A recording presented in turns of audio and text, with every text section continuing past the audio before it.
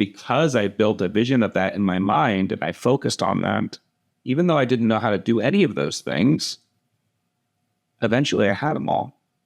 And the other people that based their life on their obstacles and the things that they perceived that limited them, they didn't get any of that stuff. You understand? I mean, I've done it several times in my life and changed my life drastically for the better, not based off of any kind of knowledge set or qualifications or networking or anything like that, just desire. So if I can teach that to people and then they can go live that way too, let's do that. We'll do that. If you've ever watched a deal fall apart at the finish line or struggled with follow-up, this episode is for you. Today, we're sitting down with Andy Robinson, a Marine Corps veteran and Purple Heart recipient who understands mental toughness under pressure better than anyone. Forged through real-world chaos, Andy now helps agents build the resilience and discipline needed to thrive when the market gets messy. This isn't fluff. It's a mindset built for results. This is Andy Robinson.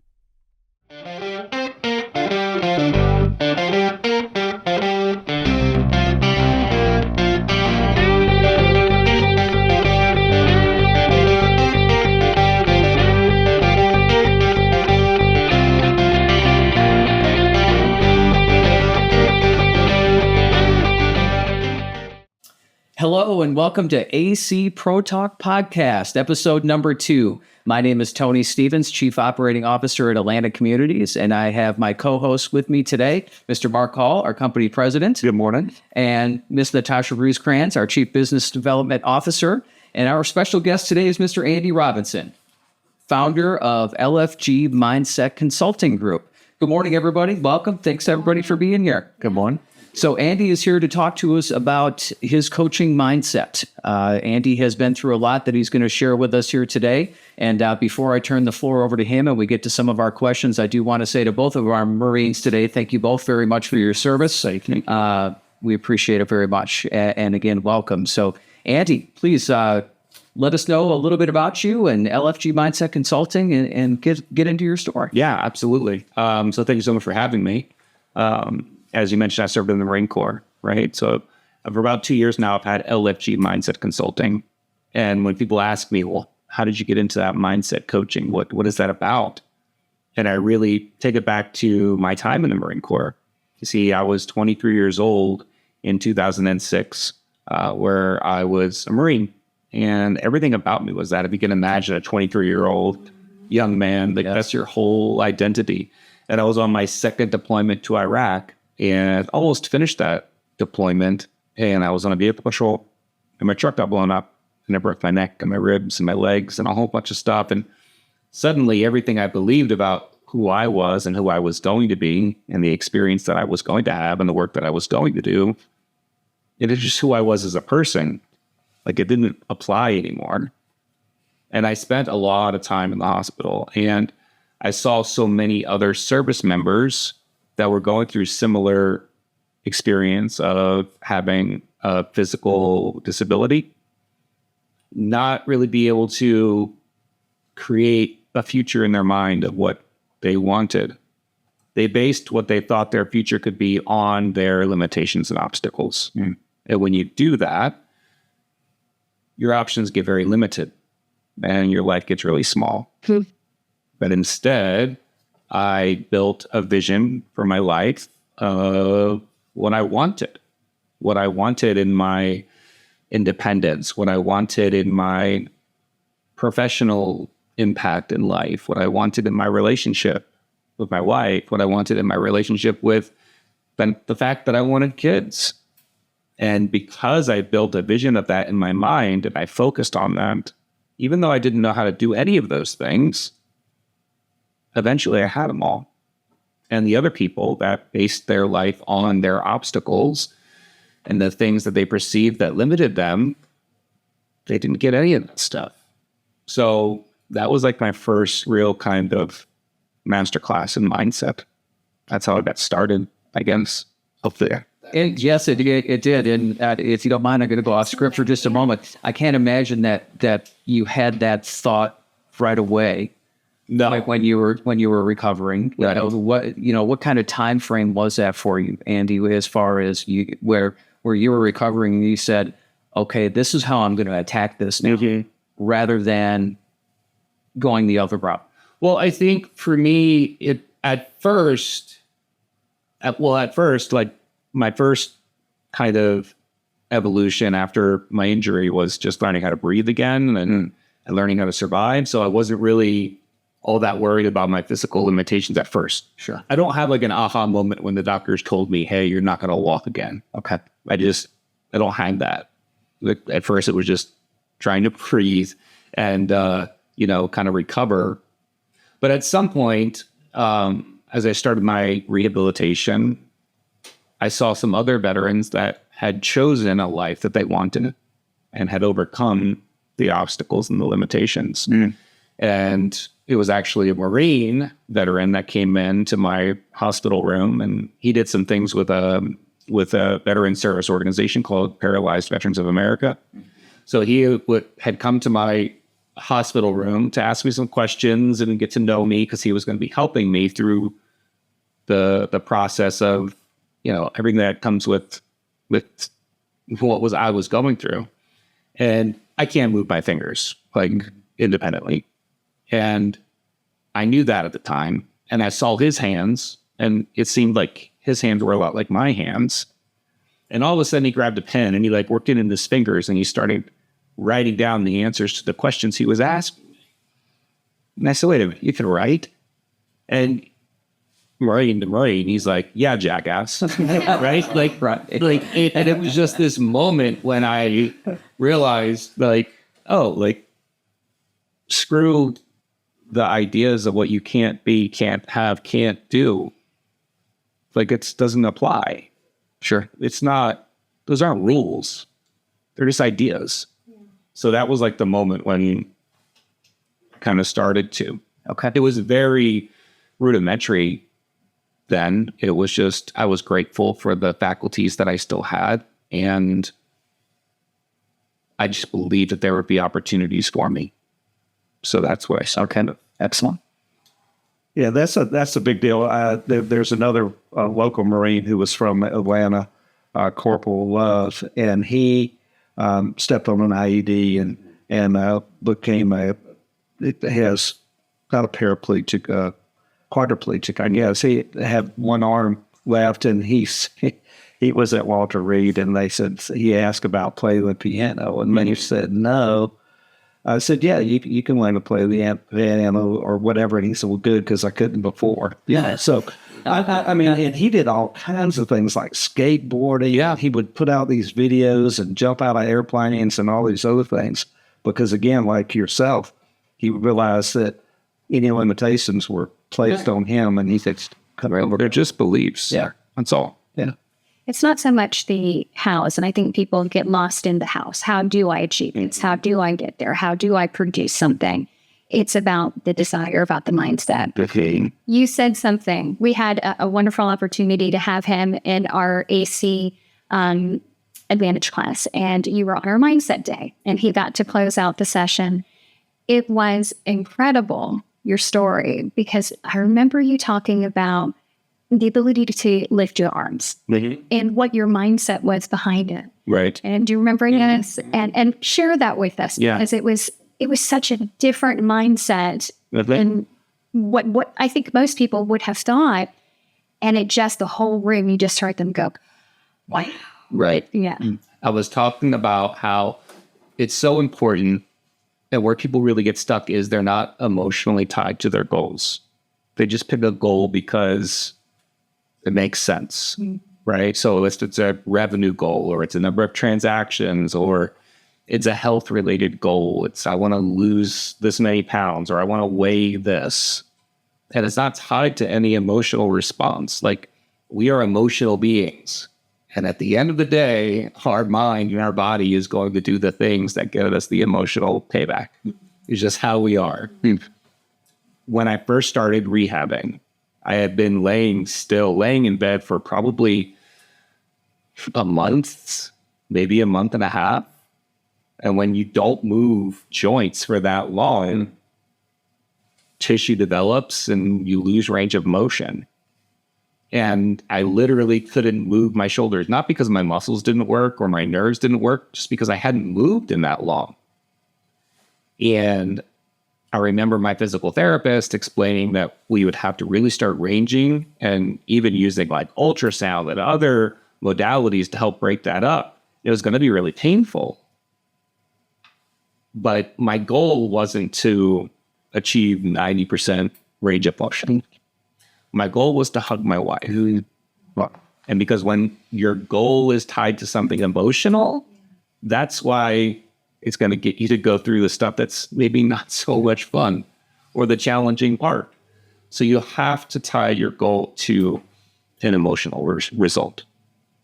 That was such a moment of just, I ton goals, mindset for so many years, but I've never thought about the emotional component. And really, it's the crux of everything. Everything. Because you're going to, the rational part of you is going to say, yeah, but like, do I really need that? Right. Do I really need that many transactions? Or do I really need that much revenue? Or do I really need to weigh X amount of pounds? The rational part is going to say, no, you're probably okay. But the emotional part is, but I want to play with my kids. I want to be healthier. I want to be here longer. Right? Or I want a better life for my family, or I want to serve my clients to a different level because that gives me this emotional response. You have to go there a lot. How do you think that compares to the way you were before? Because I'm curious about, for me, it would seem like that was already part of the fabric of who you were, and then it brought it out, because I think it's extraordinary what you achieved. Yeah. And again, like you said, I mean, it's all about mindset and thinking that you can do it and knowing that limitations are placed on you. And I'm a Forrest Gump guy that says Forrest Gump was successful because he wasn't smart enough to know he had limitations. So he had the rest of us have them because we believe we have a story. We think that's right. Right. I don't really know. When I think about it, and I'm going back because it's like, a long time. Right? It's a while ago now. And I try to think about it. I think about my experience as like a young Marine and the emotional kind of response to our goals and what we wanted. And I don't really know. But I also think and believe that there's certain ways of programming that we have growing up and as young adults, and we don't really interrogate those yet. We kind of accept them and learn how to operate from them. I see a lot of sales professionals, especially younger sales professionals, and sometimes they hang on to it for a while and they're just selling from just unbridled anxiety. Right. And it works. Yeah. It works for a while. Right. And then look, your body can't sustain those cortisol levels. Like when you just know you will break. But I don't know. Like when I think about my younger self and my pre-injury self, I don't really know. Like I was emotionally tied to, like, I wanted to be a really great Marine. Mm-hmm. I wanted to have really cool adventures. I wanted to have impact. But so I was emotionally tied to those things. I was always an advancing person. I think Marines are. We were talking a little bit previously before we started recording about getting promoted. Right. And then I know in the Marine Corps, and I feel like this is a little bit different in the Marine Corps than some other branches, but in the Marine Corps, like, you get promoted as a young enlisted Marine, you're happy for about a month or two. And then you're looking for the next promotion, right? You're looking at where you line up. And I feel that's something that's really is very strong in the Marine Corps. You're always an advancing person. So, yeah, I don't think I should. No, I actually did. I mean, I tried to think about how, because it was a lot longer, even longer than your time. I think about how I was before, but really the catalyst was the Marine Corps. I mean, I think whatever was in me before I joined the Marines certainly was enhanced by my experience. Oh, yes. For sure. Well, that part, like, goes to the part where I'm talking about coaching and what I do with coaching and the accountability piece, like I was not an advancing high schooler. And I was Same. I was a bare minimum. I didn't have to read the book. I didn't have to do the homework to get a good grade or an okay grade to pass. So I did. I joined the Marine Corps and I had 3 men that were around the clock, keeping me very accountable, holding me to standards that I wasn't really holding myself to. And over the 3 months and then, the different schools afterwards, I then developed a personal standard. But I needed someone to hold the frame for me while I grew into it. After that, after boot camp, I was one of the first top 3 graduates of every military education class that I went to. So was that. Because it became a standard. That's right. But English class with Miss Sakura, Right. no way. Yeah. Like I didn't care. So with coaching, and a lot of us are like, man, I shouldn't have to be accountable to somebody. I'm a grown-ass adult. I should not have to be accountable to someone to make sure that I call my leads or that I follow up with my network or I reach out to people or I post on social media or anything else that we have to do. But we do need the accountability. And I think we need to leave the shame around that and just say, hey, can somebody keep me accountable to this? I'm growing into something. Can someone hold the frame for me while I grow into that? Sometimes that can be a friend. Sometimes that can be a colleague. Sometimes it needs to be a coach. And that's just, we need to embrace that.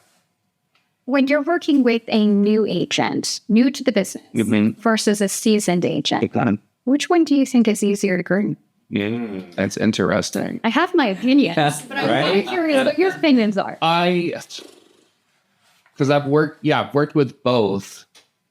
For the work that I'm doing, which is really focused on identity, I've found that agents that have a little bit more experience, they work better with me. I know, because I think you are going to go the other way, right? Yes, because they're moldable. Right. Moldable, sure. But it's just, I don't know. Agents aren't failing because they don't know what to do. We're at 2026. Right. You can have a conversation with AI and others. If you don't, first off, you probably already know what you're supposed to do. Yes. It's that you don't see yourself as the person who gets the result that you want from that. It's the only reason why you're not doing it.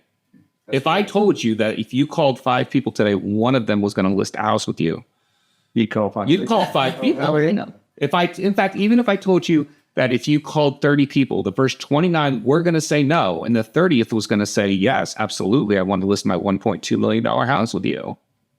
Would you stop at 25? No. But because you knew that result.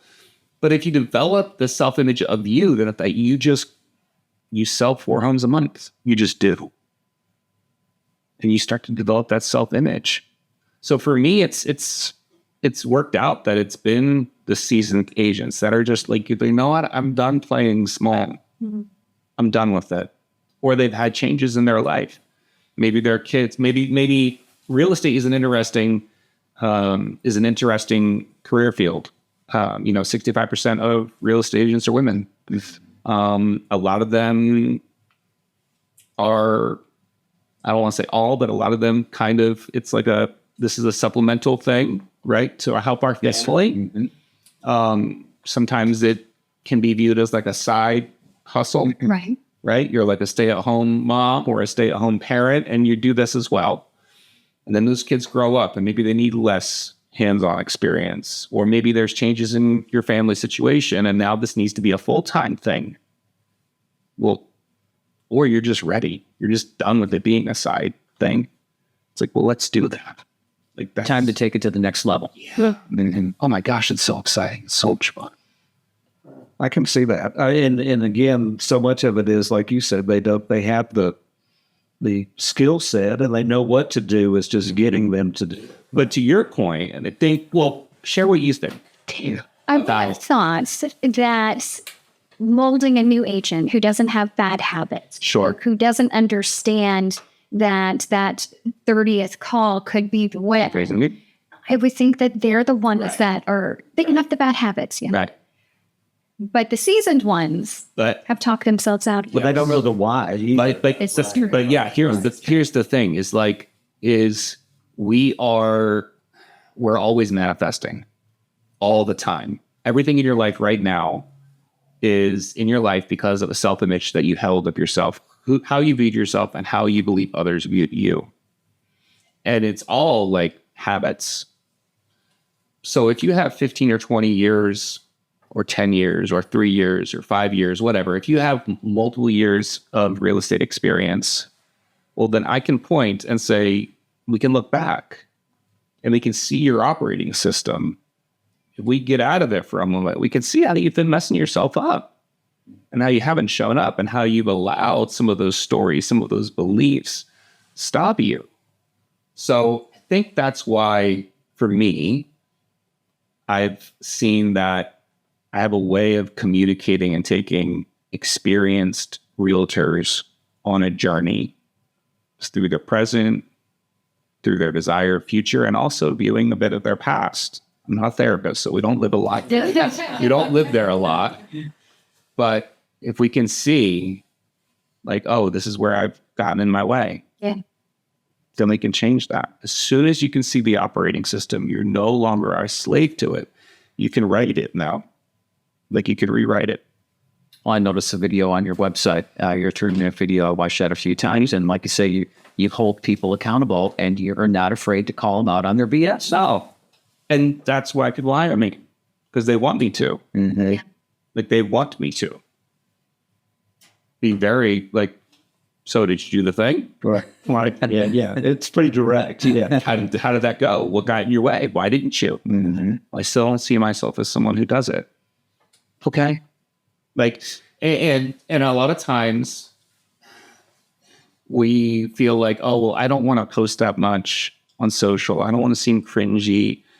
I don't want to call that many people. I don't want to talk about, no one cares. Right. No one cares. Your followers aren't seeing most of your social media posts. If you've looked at the viewing data, right? I have like 1,000 followers. When I look at the stuff that I post, you mentioned, right? You've seen some of my stuff. When I look at that and I see how many of my, like 250 of my followers saw this post, right? Okay, then what am I worried about? Right. You know, like do it. Well, I don't want to call my sphere to have coffee with them and tell them what I'm up to and tell them, why not? Like, why not? People want to know. People want connection. People want to support you. Why not? Like, why wouldn't I? You know what I mean? Mm-hmm. Like, if you were the person that left everyone you encountered with the impression of increase in every conversation that you had with them, wouldn't you have more conversations? For sure. Well, you can do that. Just decide. Yeah. Do you think it's fear that they live in? Yes. Fear of success? Well, fear, kind of fear. Our subconscious is always trying to create like a known future. We're the slowest and the weakest animals. And trying something new used to mean death. Like, used to mean we got our asses ate by a mountain lion or a snake, or we ate poison berries. We got hundreds of thousands of years of evolution. Our subconsciouses have not caught up to 2026. So our subconscious is always trying to create a known future. So when you wake up in the morning and the first thing you do is grab your phone and you look at your emails and you look at your bank account and you look at your social media posts and you look at your CRM system and you look at how many deals you don't have in your pipeline, your subconscious is like, got it. You're going to have a routine day. And you're like, no, but I want something different. Your subconscious doesn't care. You got to teach it something new. It's a stubborn ass dog. Like, you have to teach it something new. So it's fear, kind of, but it doesn't feel like fear. Yeah. And we have the consciousness, the awareness, the ability to think, but I want something else. And I'm willing to kind of put myself out there. But your subconscious doesn't believe it yet. So how long do you think it takes for somebody to evolve, to retrain? Because that's always the hard part, right? Is the retraining of the mind. I don't know. And I suppose everybody is different. Everybody's a little bit different, right? Yeah. It's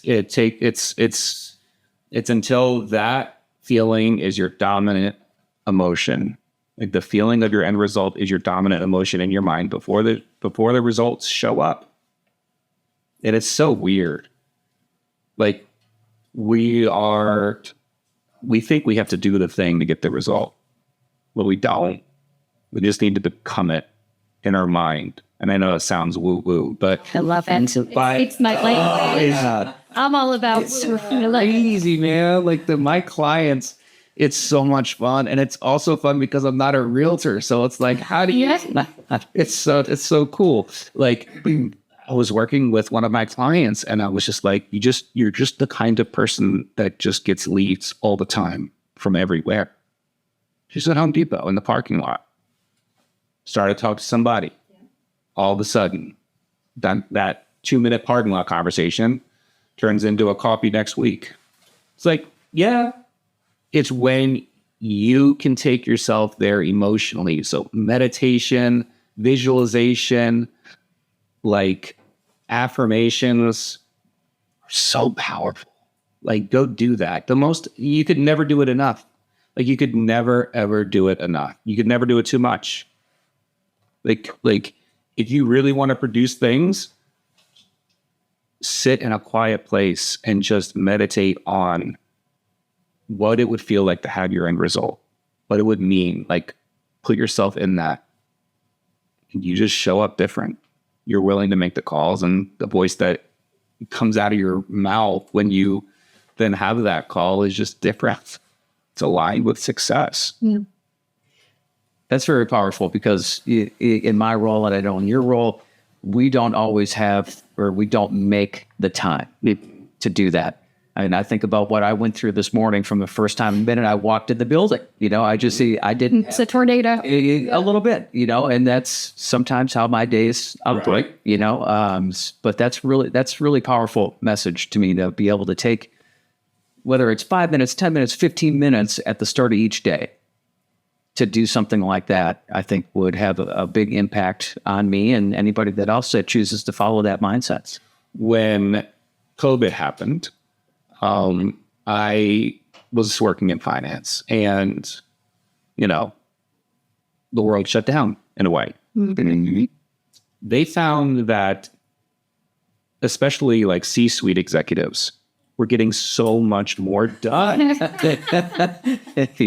And why was that? Because we were uninhibited by Exactly. Before COVID happened, I was working in finance at the time, and I actually moved across the country from San Diego to Atlanta right when COVID was happening. And when I was in San Diego, I was in the office with my firm's president, my CFO, and my CEO.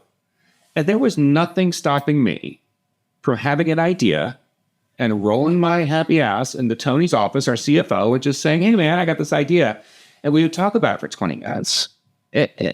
Sometimes the ideas were great, and there is that benefit to being around other people. But, man, we had a lot of conversations that probably weren't. Right. Right? Yeah. No, I'm not saying not to have them, but I'm saying, like I mentioned, like the first thing you do, if it's grabbing your phone and putting out fires, you have surrendered that entire day. You've already surrendered to your circumstances. Don't do that. Create something new first. 100%. And maybe some of that is a Marine Corps thing because, we do more before 7 a.m. Right. The rest of the world does. Yeah. All the rest of the day. Yeah. Like, and because I'm exactly like that. But at different stages of my life, I was not like that. And I had to, my sons were young and their whole growing up period of time, it was a little bit different. Right. But then when I got to reshape it, which happened about 9 years ago now, it reignited how I was prior to that. And it really made a difference in my life, Yeah. And that's something I work with my clients on as well, is even in that moment, like I have twins that are 14 years old. And I've been doing this for a couple of years. And when I started it, and I was talking to my wife about it, and we even like sat our kids down, or like, hey, we get that you're young and that you're going to be kids. And then not every day is great. But what we can say is like, we as adults, my wife and I, we're no longer going to allow your youngness and maybe like behavior or choices like wreck the vibration of our home. Yeah. The peace. Yeah. We don't have to do that anymore. And that was more a statement of our response and reaction to their activity than it was like, hey, this is how you need to act. But it immediately changed. Sure did. If you wake up 15 minutes before you have to wake up, I get it. Most people are waking up and it's chaos, right? It's a circus. Like you try to wake the kids up, trying to get them ready to go to school. You're like trying to get some food in you. You're trying to take care of some things, whatever. If you wake up 10 minutes early and you just decide what kind of day you want to have, what kind of energy you want to have in your household, yes, there will be times when your kids still, can't find the clothes that you set up at night. Whatever. That's going to happen, but it's going to be different. It's going to be a different energy because you chose it. You chose it. And Mark, you've done that for yourself. I have. In fact, I've just recently started getting up at 3:50 a.m. instead of 4 a.m. And it is interesting to me just that 10 minutes when nobody gives a shit where I'm Right. what I'm doing. Right. Nobody cares, and how much better that centers me for the rest of the day. And it's huge. It's like you would think it was 10 hours, not 10 minutes. Yeah. And it really does, because I can ease into my day uninhibited by anybody else. Right. I get to set the stage of how I want the day to be Right. on my own. Yeah. It's a big deal. And habits, play a part of that as well, because, so many people say, well, I don't have that habit. And I'm like, you have a habit. It's just not Right. that. Oh, we all do. Right. Yeah. Your non-habit is your Right. habit. Right. Yeah. But now you're just a person that does that. That's right. Yeah. So it just fits. Right. It's funny you say that about the kids, because I have a 21-year-old and a 14-year-old, and we're about to go to St. Thomas on vacation.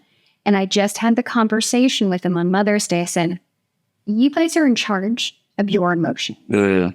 This is the last vacation that they're going to have an opportunity for. Because every vacation, somehow, the emotions of these girls has kind of destroyed the energy. No one's ever going to hear this, right? So, Right. Yeah. it comes up 10 later. Absolutely. Yeah. Maybe they'll watch it. Maybe they'll Maybe they won't. But I told you you're responsible for your own energy. And we've provided the opportunity, the enjoyment factor, if you choose to partake in it. Mm-hmm. But it's up to you. Right. Your dad and I are going to have fun. Right. We are going to live it up and enjoy it. Yes. And I give you your own responsibility Right. on how you decide you want to. So then let's talk to ourselves that way too when we're doing the things that we don't want to do. Mm-hmm. Right? When we're looking at that call sheet and we're like, wait, stop. Right? Like literally right on the top of it. Everyone I speak to, I leave with the impression of increase.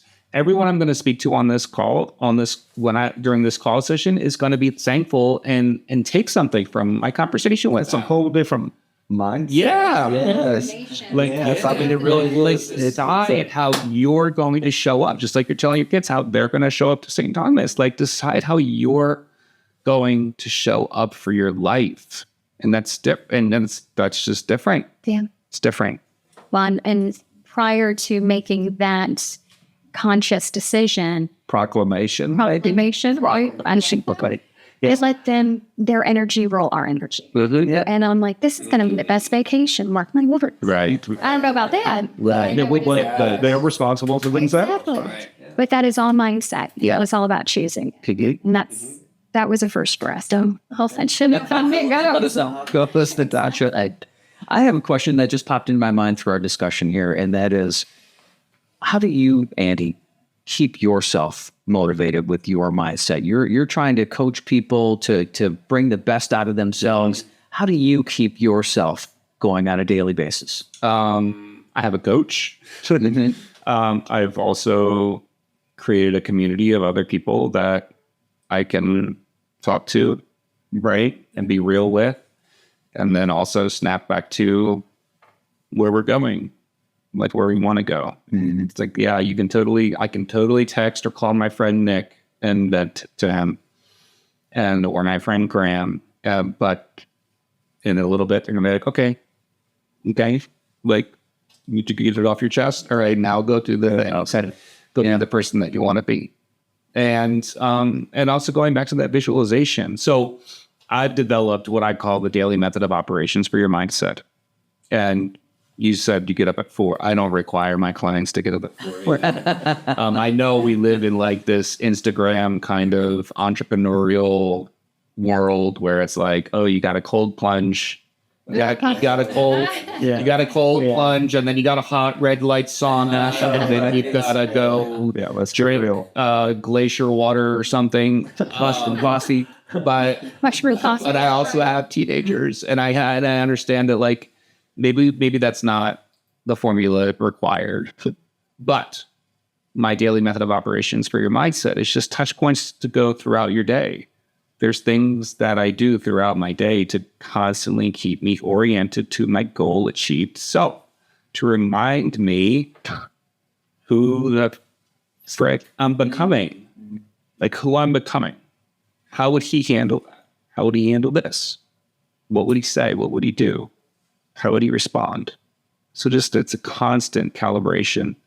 It's not perfect, but the more and more we do it, the better we get at it. So I done some.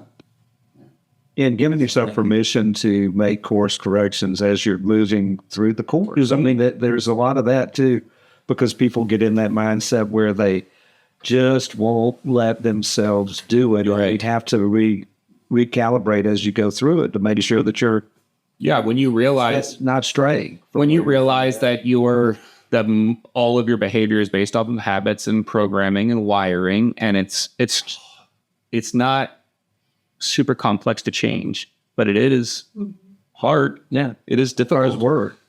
It gets a lot more difficult if you live in shame, right, about it. Mm-hmm. Like, oh, I didn't make those calls yesterday. I'm such a screw up. Man, I never do. Stop. Just stop. Right. Just stop. Just point you in the right direction again and go on and change. That's all it takes. Yeah. Yeah, how do you call 30 people? You start one. Yeah, all right. Absolutely. Hang up the phone with them and call them at the third. Yeah. Mm-hmm. Do you find that people's goals change as you're working with them? Where what they think they want? Yep. It's not necessary. Yes, I've had people change their careers. I've had people change their relationship setups.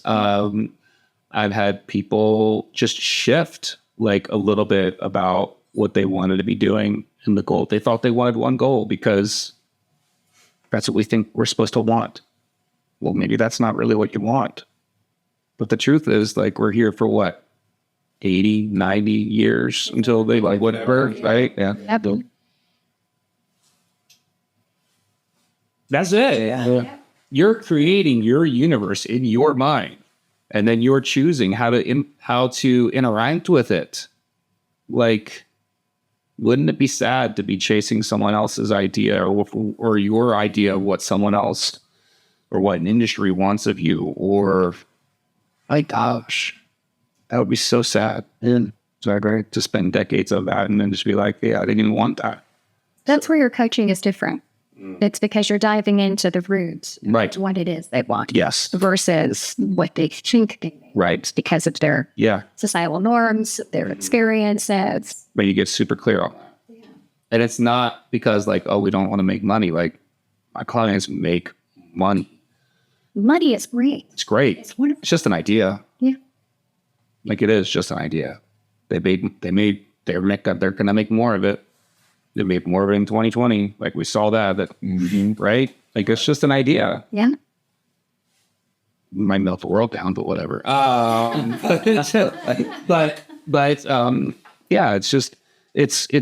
but create the life experience that you want to have. It's so important. Well, I think you probably from just an outsider looking in, I would say that you bring a different level of credibility to that because of what you've achieved. Now, I chose that word achieved as opposed to overcome. Right. Because I think there's again, a different mindset as to overcoming that versus achieving this. And you certainly I would imagine, inspire most of the people you coach because of, you're the example. There's like an authenticity that just comes from my experience that helps. And that's why I knew I had to do this. Like I was sitting in a multi-day mindset retreat with my coach while I was still working in finance. And it was like, there's people that are struggling to like understand that these ideas are deciding the experiences that they have in life. Like that's what's deciding it. That's what's deciding what your life looks like and the amount of joy, love, and abundance that you get to have.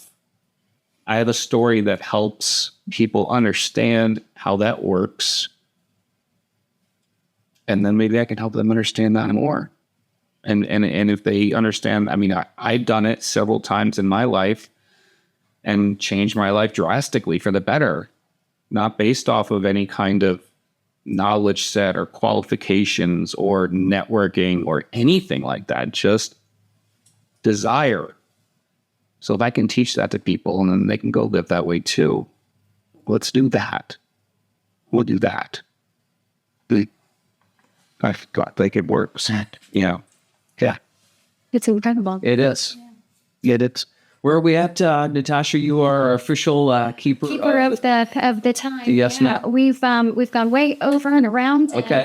Don't think we've hit these questions out in all sorts of order. Yeah. And so we have a little tradition that we can do it. So 2 questions. Yeah. 2 questions. 2 questions. And we'll start with the first one. What is a book or a podcast other than AC Pro Talk? Yeah. That we should entertain or our viewers should entertain? I really like Dr. Joe Dispenza's work. I like him. It's really good. I love his books. His book, Breaking the Habit of Being Yourself, is really powerful. It teaches you, like I said, if you can see the operating system, and it's like the movie The Matrix, right? Like if you can see what's happening, you're no longer a slave to it and you can choose something different. Yeah. So that is one of my favorite book recommendations. Thank you. And I think we were going to pivot off of our second question today a little bit and hear it more towards you and your company and experience.